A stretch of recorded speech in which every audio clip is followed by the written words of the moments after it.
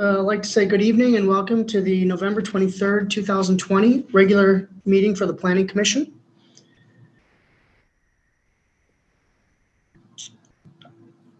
At this point, I'd like to go ahead and start with roll call, and I'll have Director Boyke take over from here. All right, thank you, Mr. Chair. Commissioner Bigham. Here. Commissioner Britton. Here. Commissioner Fisher. Here. Commissioner Frazier. Here. Commissioner Knable. Here. Commissioner Rasmussen. Here. And Chair Kambata. Here. Item number 3 on our agenda is going to be approval of the agenda. If there are no comments or questions, I'd look for a motion. Motion to approve, Commissioner Britton. I have a motion to approve from Commissioner Britton. Do we have a second? Second. Commissioner Fisher. Second from Commissioner Fisher. All those in favor signify by saying aye. Aye. Sorry, Mr. Chair. Sorry. All right. Forgot about that. Yeah, we'll turn this over for roll call. All those in favor signify by saying aye when you're called upon. Thank you. Commissioner Britton. Aye. Commissioner Fisher. Aye. Commissioner Bigham. Aye. Commissioner Frazier. Aye. Commissioner Knable. Aye. Commissioner Rasmussen. Aye. Chair Kambata. Aye. Motion carries. Item number 4 on our agenda is going to be open forum. This is going to be an opportunity for anyone to speak on behalf of an item that is not already on tonight's agenda. We'll go ahead and see who's on the call today, and if anyone chimes in with anything to add. Just a quick reminder, there's a couple different ways they can do that. You can post a question using Q&A. I'll state the question to the Planning Commission and staff, and then we'll address the question accordingly. Or you can use the raise my hand option on Zoom here. And if you wish to verbally ask a question, just make sure that you're to test your device's microphone prior to selecting raise my hand. So give it a few minutes here and see if anyone pops in before we go ahead and move on.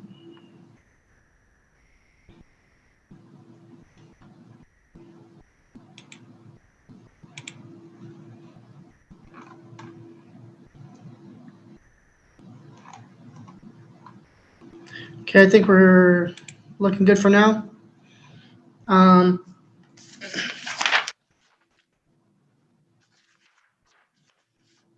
On to item number 5, Chair's explanation of the hearing process. The Planning Commission is a volunteer advisory group to the City Council. One of the Commission's functions is to hold public hearings and make recommendations on land use and zoning matters. The purpose of public hearings is to provide an opportunity for each applicant and citizens to present information, ask questions, and express opinions. Since these proceedings are televised and recorded for the public record, anyone wishing to speak can do so in one of 2 ways. You may post a question using the Q&A option.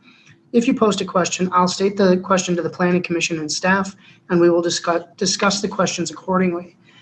You may use the raise my hand option if you wish to verbally ask a question. Test your device's microphone prior to selecting raise my hand to assure that you will be heard. I'll then call on you by name and you may ask the question. Please understand that once the question has been asked, you will be muted. If you have follow-up questions, please reselect raise my hand option to ask additional questions. Staff reports are prepared and provided to the applicant and Planning Commission in advance of the meeting. The first step in the hearing will be for the staff to present a summary of the report. The applicant will then have an opportunity to briefly explain the proposal and provide additional information or comment. Anyone wanting to speak in favor or against the proposal will then be heard. Upon completion of the testimony, the hearing will be closed to the public comment. The Planning Commission will then discuss and act on the matter. The agenda packet is available for viewing on the City of Cottage Grove website. The city will act on this item at their meeting on Wednesday, December 2nd, which starts at 7 p.m. Moving on to item 6, public hearings and applications. Item 6.1, renewal by Andersen, sign package. Case V2020-052 with Emily Schmitz presenting. Yes, good evening, Mr. Chair, members of the commission. The one and only item before you this evening is in fact an application received, a variance application received by Jones Sign on behalf of Renewal by Andersen. It is a variance application as they are requesting a total of 3 monument signs to be installed at their new location. They are calling it the Value Add Center at 8100 100th Street. Given the zoning code allows for only 1 monument sign on this particular property, a variance is in fact required for the proposed total of 3. As most of you are aware, given their recent application for a site plan for their expansion site just to the west of their original Renewal by Andersen site located right at that corner of Jamaica and 100th Street, they are proposing, as I mentioned, 3 monument signs at that new location. A little bit more specific, there are in fact 3 accesses to this new site, as you can see 4, 5, and 6 in the stars there. Number 4 will be the actual monument sign for the Value Add Center for folks coming to that location. And then 5 and 6 are in fact proposed more as directional signage for the truck traffic that will be coming in and out of that site. To give an image of the proposed signage, as I indicated at that entrance number 4, kind of that main entrance, again, it would just be that employee parking and signage to that Value Add Center. They are proposing that at 32 square feet of copy area. The other 2 signs at entrances 5 and 6 are more of a directional signage, as I had indicated, for that shipping, receiving, kind of pointing folks towards those specific dock numbers. And both of those are proposed at 24 square feet of copy area. I just wanted to make note that the total maximum copy area for just 1 monument sign at this particular location is 100 total square feet. And the combination of all 3 of these is proposed only at 80 total square feet. I'll also mention that given Renewal is going through a rebranding process, they are in fact refacing all of the signage at their existing site as well. So all of the signs on that existing site as well as this proposed expansion site will match, and so will ensure conformity throughout the entire campus out there. And then I just wanted to make note, this does not require a variance, but they will also be installing some wall signage at that new facility as well. The copy area proposed is 195 square feet, where they are permitted a total of 200. So right in line with those minimum standards of that zoning code. And with all variance requests that we do have to evaluate the hardship or the practical difficulty associated with such a request. So staff has verified a handful of those hardships or difficulties with this particular request, which include, of course, the size of the Renewal by Andersen campus. It is quite substantial. Therefore, additional signage, of course, is necessary to direct folks coming and going. And as I had mentioned, there was a sign package approved about 4 or 5 years ago for the original Renewal site. So they also have similar size signage at that site as well at all of their access points. So again, it will create conformity on the campus. Make note that there are higher traffic speeds in the area on 100th Street. So those larger sign copy areas, of course, create better visibility within the industrial zoned area of the community in the city's business park. And then, as I had mentioned, the total copy area of all 3 of these monument signs is in fact less than the total permitted copy area for just 1 monument sign. So they're right in line there. So with that, I will leave the recommendation before you. I know that both Jones Sign, a representative from Jones Sign, Michael, as well as Renewal by Andersen, David, are on the call and able to answer any questions that anyone might have. Thank you very much. At this time, I'd like to invite the applicant or the representative for the applicant to add any commentary if they'd wish. This is Michael from Jones Sign. I have nothing to add. We're just trying to get this done by February 1st. So Okay, thank you. This is David with Renewal by Andersen. To Michael's point, nothing to add. I think Emily did a great job of kind of outlining our ongoing proposal. So yeah, I'm more than happy to answer any questions on the renewal side of things if there are any. All right. And then while I have the applicant, this might be a better question for staff, so I'll wait until we open the public hearing. But there's a question related to the setback on the signs that we can address. Does the applicant have anything else to add before we go to public hearing? We're going to set back the signage about 10 feet from the sidewalk that was out there. And how does that compare to the existing signage for the other portions of the campus? I believe it's actually more setback than what is originally out there. All right, thank you. And if we have no further comment from staff or the applicant, then at this time, I'll go ahead and open the public hearing on this matter. And then, again, we'll look for questions or comment. And we had one question from Randall Kroll, which was, what is the setback for all three signs? And I think the applicant had answered that with 10 feet.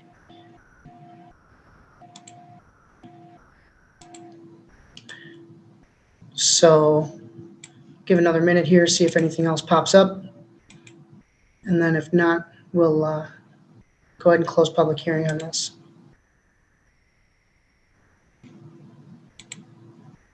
All right, we'll go ahead and close public hearing. Further comment or questions from the commission?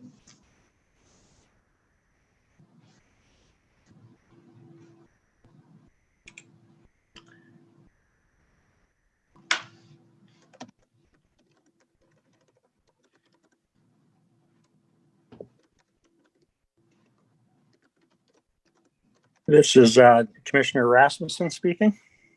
Oh, okay, I'm just responding to a question that was typed in here. Go ahead, Mr. Rasmussen. Could we get staff just to confirm what the required setbacks are in that area based on that particular property? Yes, Mr. Chair, Commissioner Rasmussen, the code does not denote a specific setback, but a couple things. We do require those signs to be placed completely within the proposed property and not within the right-of-way. And when we do receive applications such as these, we do have our engineer folks review these to ensure that those sight lines are maintained and that the proposed sign locations do not interfere, of course, with those sight lines or any traffic on those roads. Thank you.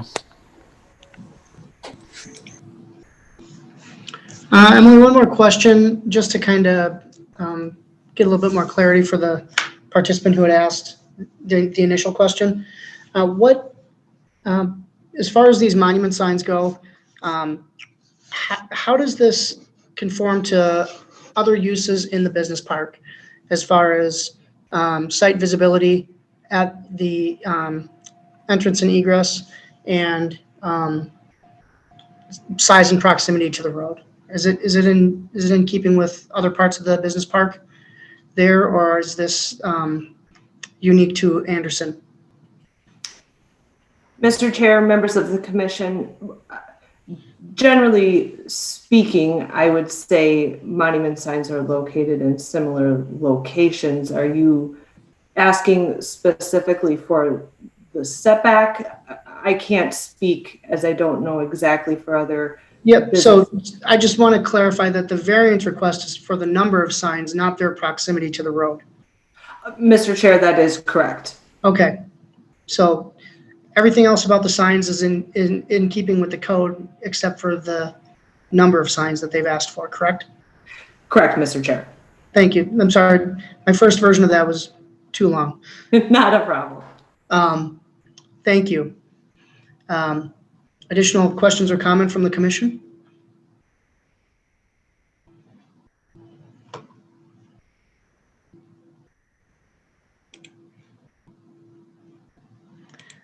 I think that kind of satisfies the public comment on that, or the questions that were raised during public comment.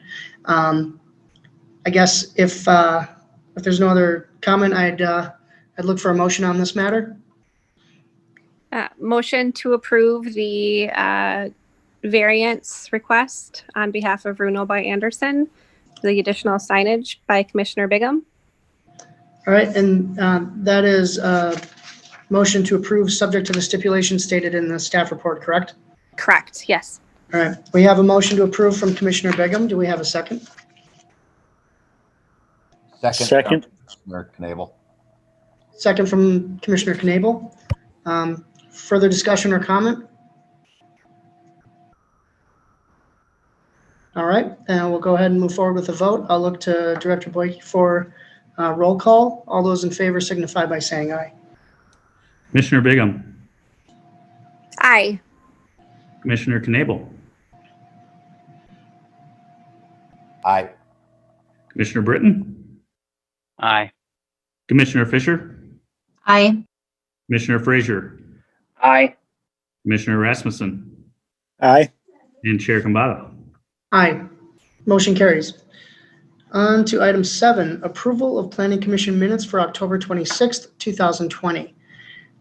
If there are no amendments or revisions to those meeting minutes, I would look for a motion to approve. Motion to approve, Commissioner Frazier. I have a motion to approve from Commissioner Frazier. Do we have a second? Second from Commissioner Rasmussen. Second from Commissioner Rasmussen. I'll turn this over to the director for a roll call. All those in favor signify by saying aye. Commissioner Frazier. Aye. Commissioner Rasmussen. Aye.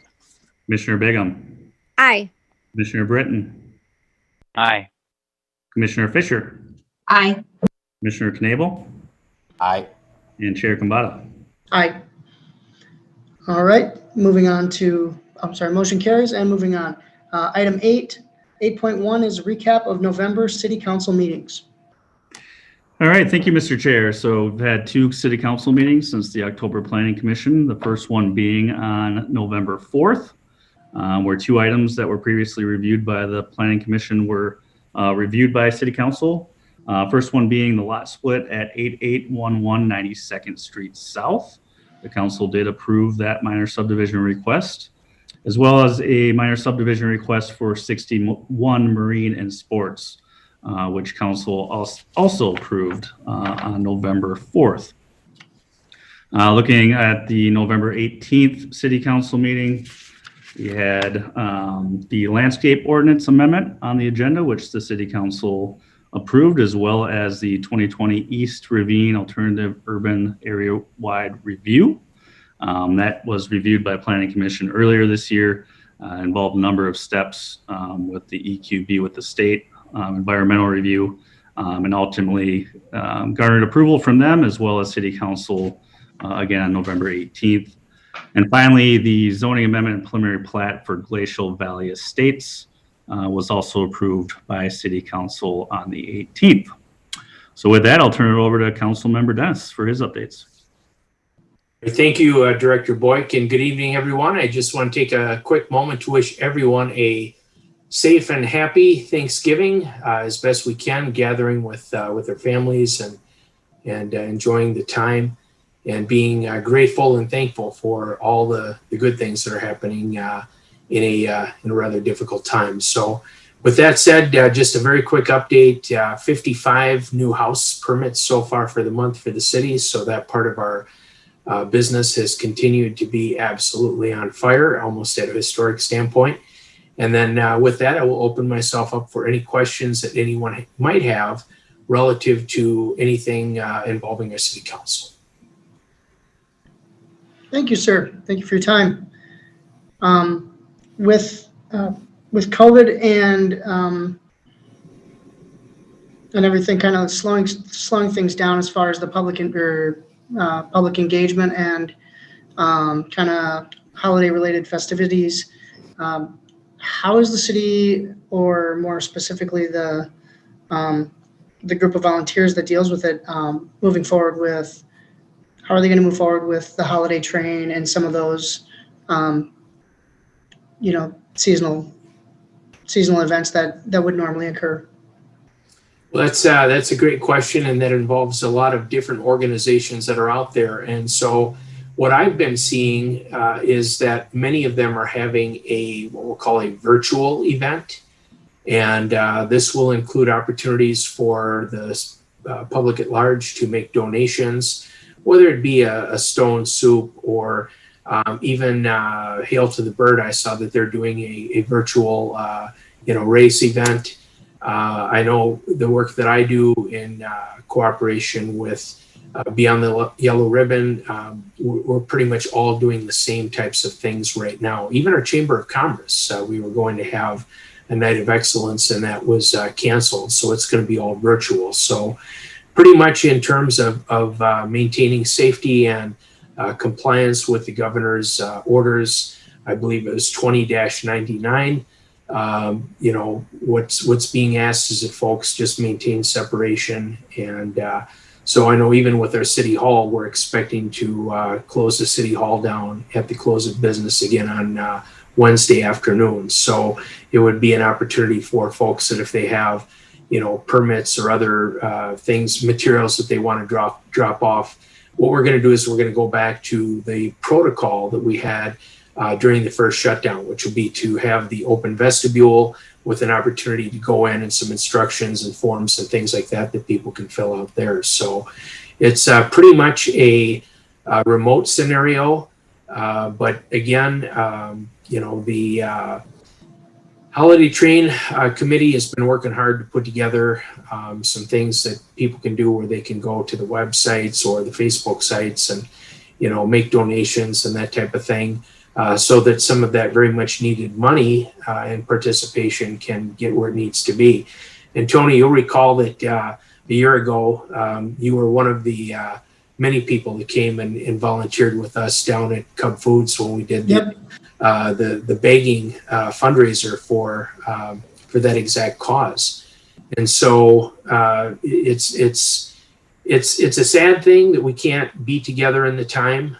And but I still think that a lot of people have the desire to make a difference, and we just right now we're figuring out new and different ways upon which to do that. So pretty much all of the different organizations have remote opportunities for people to go, and you just kind of have to pick which one are ones that you would like to be able to do. But those opportunities are definitely out there. Great. Yeah, I know there's still a ton of people that want to help out and be active in the community. So great. Thanks for your time. All right, my pleasure. Anything else to add before we move on to the next segment here? I'm good unless there was any questions or feedback or comments out of the rest of the panel. Oh, this is their time to speak up if they've got anything to say. All right. Looks like you have the rest of the night off. Thanks, sir. All right. Thank you, everybody. Have a good night. You as well. Next on our agenda is going to be item 8.2, response to Planning Commission inquiries. Nothing tonight, Mr. Chair. Thank you, sir. And then item 8.3, Planning Commission requests. Do we have any requests for staff or, do we have any questions for staff from the commission? All right, looks like that one's all set to go. And then lastly, and most importantly on our agenda is item 9, motion to adjourn. I'll look for a motion.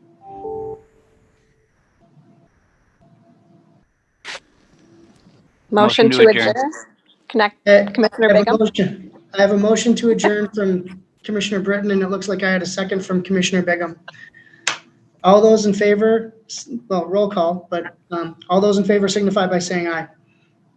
All right, thank you. Commissioner Britton. Aye. Commissioner Bigham. Aye. Commissioner Fisher. Aye. Commissioner Frazier. Aye. Commissioner Knable. Aye. Commissioner Rasmussen. Aye. And Chair Kambata. Aye. Meeting is adjourned. Thank you, everyone, for your time. Have a great night. Thanks.